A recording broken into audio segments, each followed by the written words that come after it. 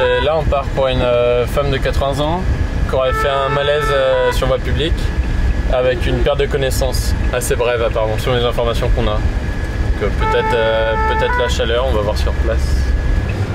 Mais ce qu'on risque de faire aujourd'hui, c'est pas mal d'épuisements liés à la chaleur, de personnes sans domicile fixe, défavorisées qui vont peut-être mal supporter la chaleur, etc. par rapport à leur situation. Donc, on va voir si là ça peut être lié ou quoi.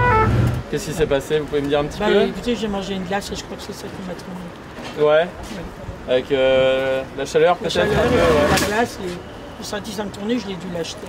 Le chaud-froid? Ouais, d'accord, ok. On peut se mettre dans l'ambiance pour faire un petit bilan? Est-ce que vous avez des problèmes de santé? Non, jamais. Non, aucun? Et justement, d'habitude, je ne chauffe pas la chaleur. Je reviens du Maroc, j'ai rien eu. Ouais. Autant dire que c'est faisait chaud. Vous êtes hydraté aujourd'hui, madame?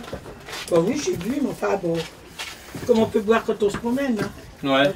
Donc tout laisse à croire que ce serait une intervention liée à la chaleur, liée à l'effort et à sa promenade du jour pour la dame. Pendant 1 heure, le médecin lui recommande de rester dans une salle climatisée avec une boisson fraîche non alcoolisée forcément et se reposer pendant au moins 1 heure avant de repartir marcher un peu.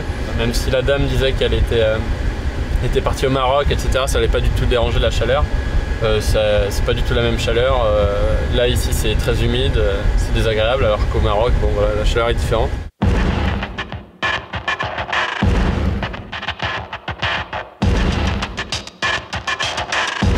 Ça déborde vraiment les secours. Et encore une fois, c'est des choses qui peuvent être évitées en faisant attention, en s'hydratant, en faisant pas du sport sous la chaleur, en visitant des endroits réfrigérés. Voilà, c'est des gestes simples qui peuvent faire en sorte que tout se passe bien. Donc oui, surtout sur Paris, même si on a une grosse densité de population, on est aussi dans une ville où énormément de personnes se retrouvent isolées, surtout les personnes âgées. Donc c'est pour ça qu'il faut veiller à prendre des nouvelles de ses voisins, boire plus qu'il n'en faut, ne pas attendre d'avoir soif.